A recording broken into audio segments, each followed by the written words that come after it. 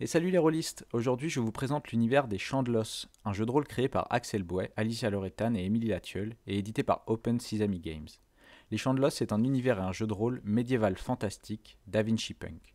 Prenez les inventions de Léonard de Vinci, ajoutez-y un métal aux propriétés magnétiques surprenantes qui permet de générer de l'énergie, saupoudrez le tout de dilemmes moraux, de problématiques liées à l'humanisme, au féminisme, à la religion ou encore à l'écologie, et vous aurez une bonne idée de ce que vous trouverez dans cet univers.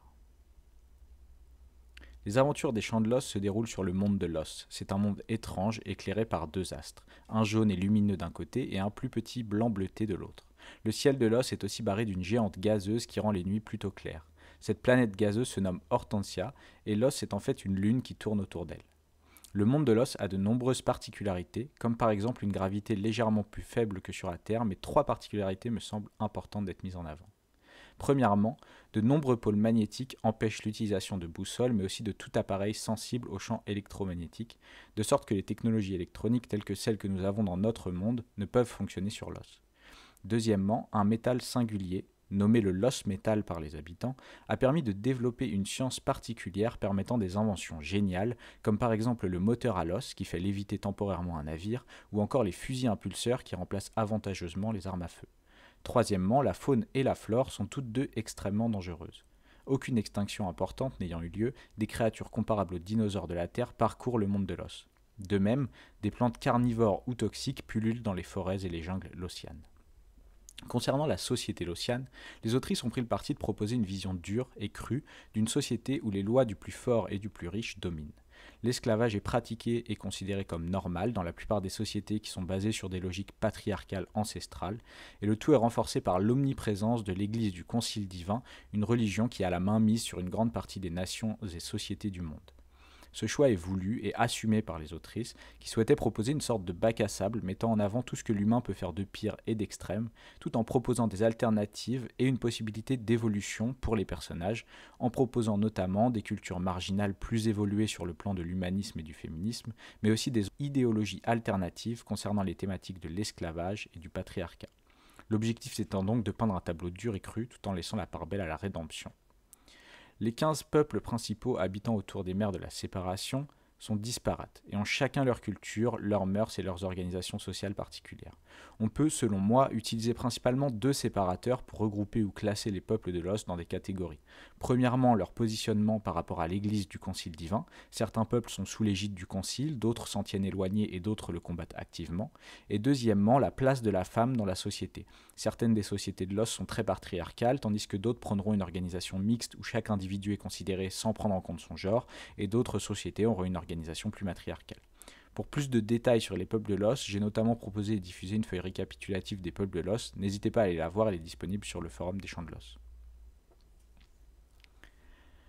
Concernant l'histoire connue, l'histoire de l'os est longue et complexe, mais une chose est sûre. Plus on va vers le passé et moins les Lossians en savent sur la réalité et les détails de leur histoire commune. Le calendrier actuel est basé avec l'an 1 d'Acé, à savoir l'âge du Concile, et correspond donc à la création officielle du Concile divin.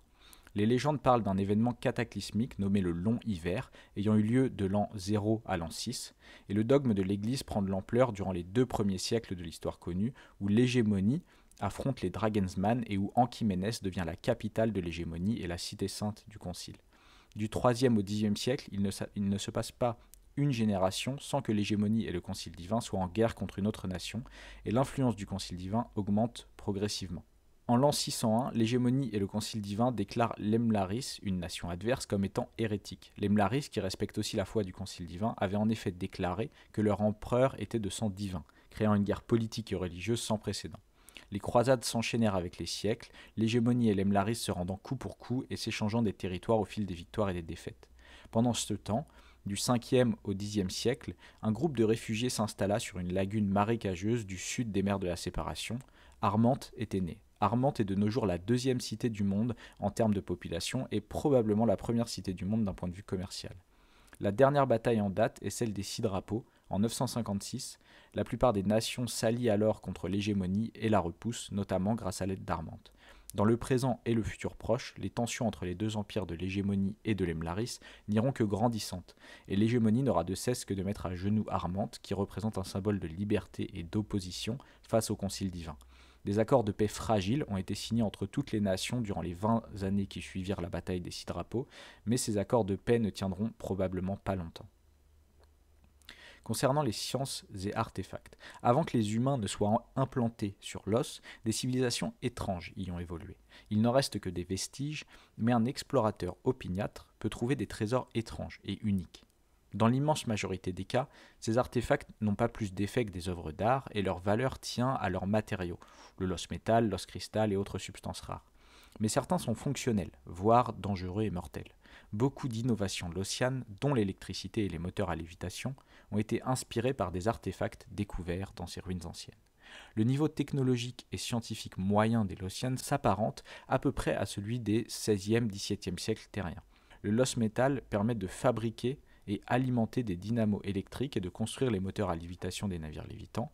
Ces machineries sont plutôt chères, le loss métal est rare et précieux. Les connaissances des Lossianes sur l'électricité viennent de l'étude d'artefacts passés et la physique de l'électricité est encore balbutiante. Plusieurs grands génies étudient de très près les capacités voltaïques du béryl et parviennent à créer des panneaux solaires capables de fournir de l'électricité, par exemple. C'est pas pour rien qu'on parle d'un univers Da Vinci Punk. Les Lossiens croient toujours en grande majorité que tout ce qui touche à l'électricité et au loss métal est en fait une force magique. Donc trop l'étudier est très mal vu par l'Église. Le seul frein à l'ingéniosité des Lossianes est le respect craintif et superstitieux des dogmes de l'Église, ainsi que le risque de finir traqué pour hérésie. Par exemple, la poudre noire a été découverte il y a longtemps, mais déclarée hérétique, et seule l'Église du Concile divin l'utilise légalement. Concernant les symbiotes, dans tout l'écosystème de l'os, une créature fragile, insignifiante et minuscule tient un rôle majeur. Si majeur que certains naturalistes lossianes se demandent si la nature pourrait survivre sans ces animaux. On les nomme de manière générique les symbiotes. Ils sont répandus dans tous les biotopes et ont colonisé aussi bien animaux que végétaux. Dans l'immense majorité des cas, ils sont totalement inoffensifs pour leur hôte et se contentent d'une symbiose presque invisible, ponctionnant les nutriments nécessaires à leur survie, en échange de quoi ils améliorent l'immunité et la régénération physique des êtres qui les abritent. Les symbiotes sont donc des créatures minuscules qui, à l'air libre, ressembleraient à de petites méduses de la taille d'une pièce de monnaie. D'aspect fragile, ils ont des couleurs irisées, présentant pratiquement tout le spectre des teintes possibles, avec des reflets métalliques. Depuis toujours, les symbiotes ont été domestiqués. Les Lossianes apprennent à les élever, à les croiser, pour produire des variétés aux qualités et propriétés surprenantes. La majorité des symbiotes se contentent d'améliorer la réponse immunitaire et la régénération cellulaire de leur hôte, le rendant plus solide, en meilleure santé, apte à récupérer plus facilement et l'immunisant à pas mal de maladies infectieuses. Mais des symbiotes aux propriétés plus particulières existent aussi, comme par exemple les Graetis qui ont un aspect magnifique et forment une arabesque ou un tatouage, les Lyncis qui sont implantés aux esclaves pour les empêcher de fuir car ils diffusent une odeur très particulière, facilement reconnaissable et traçable, ou encore le Nict qui permet de voir dans l'obscurité, ou le Sylpher qui améliore l'odorat. Concernant les vertus, les Lossianes respectent les 3 vertus que sont l'honneur, le courage et la sagesse. Un Lossiane qui n'agirait pas en conséquence de ces vertus ne serait pas considéré comme un être humain à proprement parler et serait traité avec un rang encore inférieur aux barbares et aux esclaves. L'honneur est la vertu la plus visible, la plus publique. Elle définit un Lossiane socialement. Sans honneur, il n'a plus de parole et ne peut pas être considéré comme étant de confiance ou fiable. Quelques notions d'honneur sont par exemple parole donnée ne se reprend pas, assumer ses actes et endosser ses responsabilités, ou encore ne pas laisser une offense impunie. Le courage est une vertu très respectée. Faire front face au danger quand nécessaire est honorable et faire preuve de lâcheté est signe d'une faiblesse impardonnable. Quelques notions de courage sont par exemple ne pas craindre la mort, être stoïque face à la souffrance, explorer des voies nouvelles, faire face au danger pour les autres ou encore tuer quand il faut tuer et épargner quand on le peut. La sagesse est le fait de se conformer à une éthique. Elle allie la conscience de soi et des autres à la tempérance, la prudence réfléchie, la sincérité et le discernement. Quelques notions de sagesse sont par exemple réfléchir avant d'agir, écouter avant de parler, choisir ses mots car les mots sont le pouvoir, enseigner et transmettre ou encore rester l'esprit ouvert. Pour finir, la foi est la vertu perdue. Elle a été remplacée par la fidélité et l'obéissance envers l'Église du Concile divin. La foi, pour le peu d'individus qui la reconnaissent toujours comme une vertu, est la confiance absolue et aveugle, le sacrifice, la dévotion, l'amour inconditionnel. C'est une vertu incompréhensible pour la plupart des Lossianes. Chacune de ces vertus est connectée à un des éléments que le Lossiane considère comme étant à l'origine et à la base de tout. La terre pour l'honneur, le feu pour le courage, l'eau pour la sagesse, l'air n'étant pas considéré comme un composant à proprement parler, mais est rattaché à la foi pour ceux qui reconnaissent cette dernière comme une vertu. Les femmes d'épée sont un cas particulier. On a évoqué la société, les vertus, l'histoire connue. On voit bien que pour nombre de sociétés dans l'os, la femme n'a pas une place particulièrement reluisante. Le cas des femmes d'épée est encore plus marquant et permet une véritable césure avec ce côté sombre de l'univers. Ces femmes indépendantes et volontaires ont décidé de défendre leur honneur elles-mêmes, elles tiennent tête aux hommes. Elles sont officières militaires, aventurières, capitaines pirates, chefs d'entreprise, maîtresses de confréries d'artisans, voire simplement femmes du petit peuple ayant appris à se défendre sans hommes, mais elles ont toutes un point en commun, le refus de revenir sur leurs décisions, d'être totalement autonomes quant à leur place dans la société lossiane. Pour résumer, ce sont de véritables féministes dans un monde sexiste. Les femmes d'épée ne sont pas traitées de la même façon selon la société et la nation dans laquelle on se trouve, mais elles sont en général respectées et traitées avec égard, et ceux qui oseraient remettre leur vertu en question pourraient facilement se voir défier en duel pour réparation. On en vient ensuite aux parias. Dans l'os, les classes sociales ont une grande importance et les vertus représentent et dictent une majeure partie de comment la société est organisée. En marge de la société, on peut trouver les parias. Ils ne sont pas des barbares sans vertu ni des esclaves sans droit, mais sont chassés par l'Église du Concile divin, considérés avec encore moins d'honneur que les barbares et réduits à l'esclavage lorsqu'ils sont capturés. Ces parias sont marginalisés à cause de l'Église du Concile divin, et dans certaines sociétés et certains pays qui sont en guerre avec l'Église du Concile divin, ils sont considérés avec beaucoup de respect.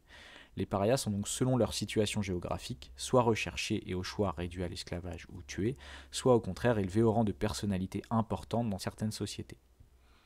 Tout d'abord, on peut parler des terriens perdus dans les parias. Les terriens perdus, c'est des humains qui arrivent depuis la Terre. Encore aujourd'hui, aucun savant ne sait comment les humains sont arrivés sur l'os à l'origine, et les légendes racontent qu'ils sont venus des étoiles et qu'ils y retournent à leur mort. Mais en tout cas, il continue d'arriver des terriens sur l'os, même sur ces dernières années. C'est rare, mais ça arrive, et quand ça arrive, les terriens arrivent parfois à survivre, soit jusqu'à être asservis, soit jusqu'à rejoindre une communauté qui les protège et les accueille. On peut ensuite parler des chanteurs de l'os. Les chanteurs de l'os sont des personnes qui possèdent le don d'entrer en résonance avec le loss métal, en chantant avec lui. Cette faculté leur permet d'altérer les lois de la gravité et de l'électromagnétisme. C'est un pouvoir rare, intrinsèquement destructeur et difficile à contrôler. Les chanteurs de l'os sont craints, considérés comme des démons dans la plupart des sociétés contrôlées par l'Église du Concile divin, et sont soit asservis, soit pourchassés. Les Lossiens ont remarqué que les chanteurs de l'os étaient plus fréquemment des personnes rousses et plus fréquemment des femmes, ce qui a entraîné un édit particulièrement extrême de la part de l'Église du Concile des Vins. Toute personne née rousse doit être asservie. Pour finir, concernant les parias, on peut parler des chamans. Ils sont intimement liés aux symbiotes que l'on a évoqués, mais aussi à la nature de l'os dans son ensemble. Leurs pouvoirs sont mystérieux et incompris par l'Église du Concile des Vins, ce qui en a fait des cibles de choix et des parias par la force des choses. Peu de personnes connaissent ce secret, mais le devoir principal des chamans est de trouver, guider et conseiller les chanteurs de l'os. On va pouvoir parler maintenant des archétypes. On commence à s'éloigner de l'univers en lui-même pour se rapprocher des règles, mais je trouve qu'il est intéressant de parler des archétypes disponibles à la création de personnages dans les chants de l'os, car ils traduisent aussi une partie de l'univers. De plus, c'est une transition toute trouvée pour ensuite évoquer rapidement les règles du jeu. Les archétypes, au nombre de 15, montrent la diversité de profils qui peuvent être incarnés dans le monde de l'os.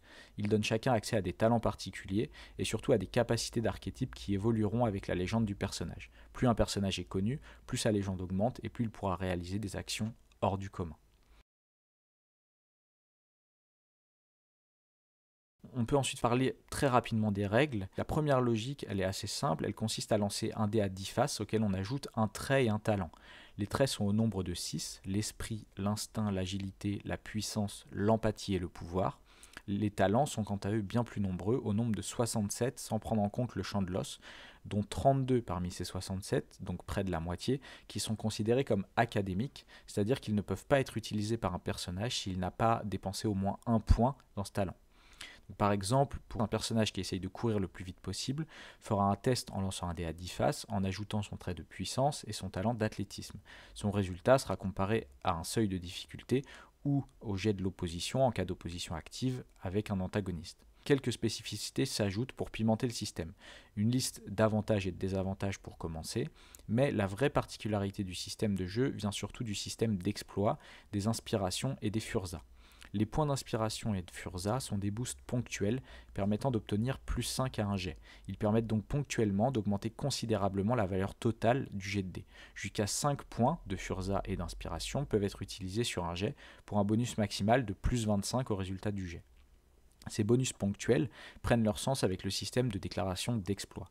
Dans les champs de l'os, pas d'échec critique, pas de réussite critique. C'est le joueur, à travers son personnage, qui décide s'il prend des risques ou pas. Il peut décider de déclarer jusqu'à 5 exploits sur une action, les exploits permettant d'améliorer le résultat ou la qualité de l'action entreprise. Chaque exploit déclaré augmente de 5 la difficulté à atteindre, et si le jet échoue, l'opposition, la plupart du temps le meneur de jeu ou un antagoniste, obtient un nombre de jetons Furza égal au nombre d'exploits initialement déclarés. C'est donc un système de risque-récompense qui est mis en place. La déclaration d'exploit permet virtuellement de déclarer n'importe quoi, comme par exemple désarmer un adversaire, déclarer un discours qui laisse tout le monde sans le souffle, ou encore réaliser une œuvre d'art digne des plus grands artistes du monde. Si je devais proposer selon moi les points forts et les points faibles de ce système de jeu, je dirais du côté des points forts que c'est un jeu où l'on peut jouer à peu près ce que l'on veut, avec une grande variété d'archétypes, et que l'on ressent facilement le côté héroïque et film de cap et d'épée grâce au système d'exploit.